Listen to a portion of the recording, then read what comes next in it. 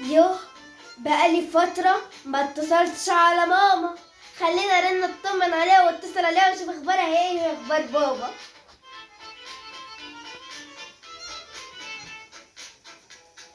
الو، السلام عليكم. عاملة ايه يا ماما؟ وحشتيني وحشتيني وحشتيني وحشتيني وحشتيني. والله ليكي وحشة. طب والله العظيم ليكي وحشة. انت عاملة ايه انت وبابا؟ والله العيال عايزين يسلموا عليكي هي والحاج. والله العظيم البيت عايزينك تنورينا. هتجيلنا النهارده؟ يا الف مرحب يا الف مرحب يا الف مرحب. تنورينا والله تنورينا. طب يلا مع السلامة عشان ما اطولش عليك. مع السلامة يا حبيبتي.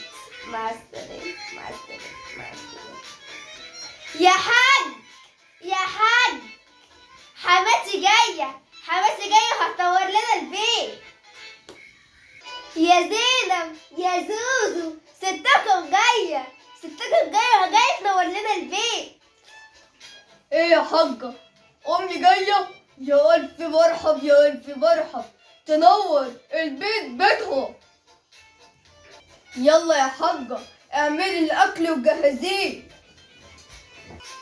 بنتي يا زينب، بنتي يا زوزو، يلا يا حبايبي، تيتا جاية ليكم.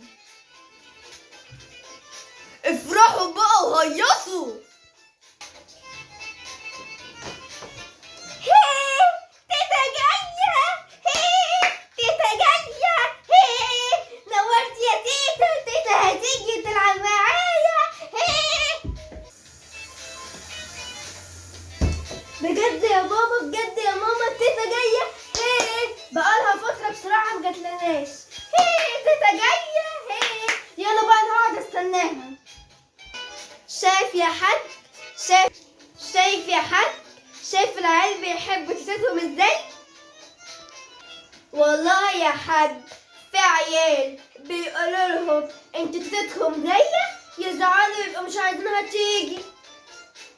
امال احنا يا حاج زرعنا الحب في قلوب عيالنا.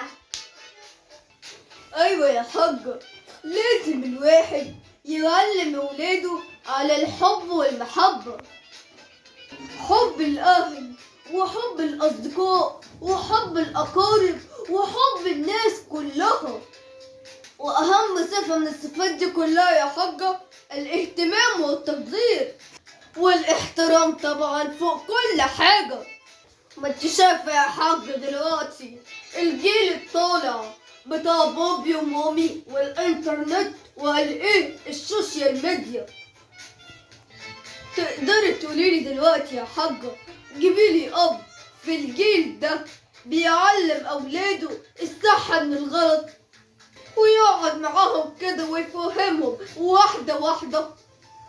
كل دلوقتي يا حاجة الأبهات دلوقتي يا إما التليفون يا إما الشغل، مش عامل وقت لعياله تماما خالص. وده غلط كبير يا حاجة، غلط كبير. كده العيل لما يقول ألفاظ وحشة هيجي الأب ويقول لمراته أهي تربيتك، والأم هتيجي تقول تربيتك، وهيحصل مشاكل ما بينهم.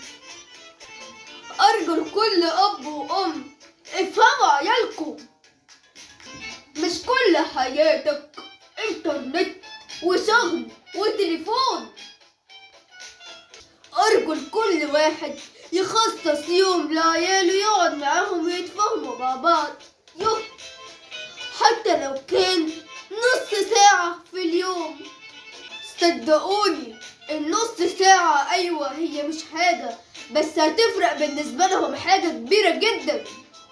على الأقل أنت تبقى بتابع ابنك واحدة بواحدة، ايه الألفاظ وحشة، ايه الحاجة وحشة، أنت تبقى شايفه وعارفه. ايوه يا حاج، كلامك كله صح، ومش كل حاجة على الاب، في كمان ادوار ومسؤوليات على الام. يعني مثلا يا حاج، انا اجي اهتم بابني ما اجيبلوش بيبي سيتر تهتم بيه، وانا رحت فين لما انا كنت عايشه وبجيب له بيبي سيتر؟ امال انا لما اموت هيعملوا فيه ايه؟ يعني يا حاج مش كل واحدة عندها شغل تنسى ابنها أو بنتها، والابن أو البنت بيحتاج لحنان الأم والأب. أرجو لكل أم أو أب اهتموا بعيالكم. احنا عايشين عشان نربي عيالنا أحسن تربية. مش أنا واحدة أبقى ماشية في الشارع ألاقي العيل قد كده وبيقول ألفاظ وحشة جدا ما ينفعش أسمع حد يسمعها حتى لو قدي أو أكبر مني. إيه اللي وصل العيال لكده؟ لولا ما الأب أو الأم مش مهتمين بعيالهم. لو انتم مش مهتمين أما مين اللي يهتم بيهم؟ الجيران؟ هوريكم مثال. دلوقتي العيل بيجي يقول يا ماما يا ماما أنا جاية أنزل ألعب مع أصحابي شوية. الأم انزل يا حبيبي وافرح براحتك. ده بقى أكبر غلط.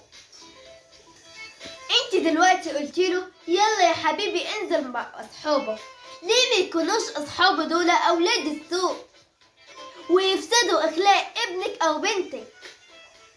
ما تزعلوش مني يا عيال، انتوا كلكم أولادي. أيوة يا بابا أيوة يا ماما كلامكم فيه حق. يا أصحابي يا إخواتي أرجو منكم إن انتوا تسمعوا كلام بابا وماما. وزوزو كمان عايز أسأل لكم حاجة. اتفضلي يا ست زوزو. وأنا كمان. اوعي يا أختي يا حبيبتي